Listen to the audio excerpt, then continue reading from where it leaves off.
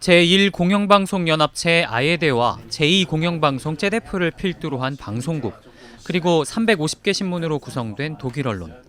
한국과 마찬가지로 인구 고령화로 인해 시청자, 구독자를 붙잡기도 버겁습니다. 타츠와 같이 지식인 독자층을 구축한 신문도 더 이상의 확장은 생각하지 못할 정도입니다. Dann leben wir eigentlich noch von der Vergangenheit.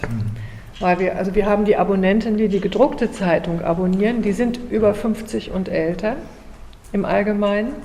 Die bezahlen dafür auch noch, weil sie es aus der Gewohnheit heraus tun, gutes Geld. 이런 가운데서도 9개 공영방송 연합체인 아예드는 입지가 확고합니다.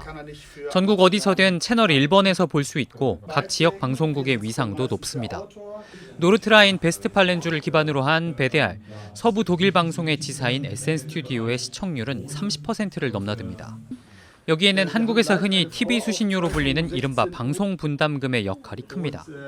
매달 18.36유로, 우리 돈 25,000원가량으로 적지 않은 돈이지만 처음 정해질 당시에도 많은 시민들이 동의했습니다. Bei der Einführung der Rundfunkgebühren gab es, glaube ich, tatsächlich relativ wenig Gegenwind, weil in der derzeitigen Situation oder in der damaligen Situation den Menschen klar war, dass wir einen unabhängigen, gut bezahlten Journalismus brauchen, um auch die Redemokratisierung der Gesellschaft voranzutreiben. 반발과 논쟁도 있었습니다. 방송 분담금은 방송을 보는 것과 상관없이 집이 있는 사람이면 누구나 내야 합니다. 이 부분 때문에 많은 소송이 제기됐고 일부 주에서는 아예 분담금 인상안을 의회에 상정하기를 거부하기도 했습니다.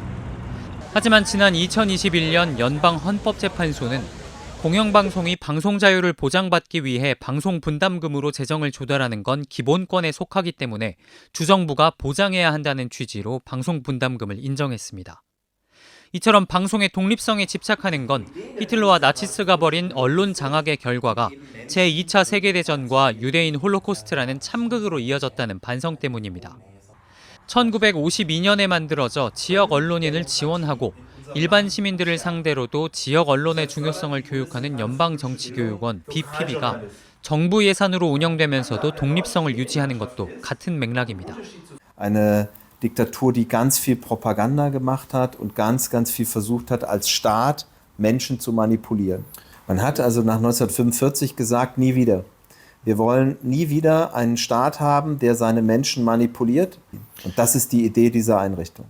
방송의 공영성을 강화하면서도 지역세까지 고려하는 독일의 기조는 정권 교체기마다 파열음이 끊이지 않는 국내 환경에도 시사하는 바가 적지 않습니다. 베를린에서 MBC 뉴스 이병선입니다.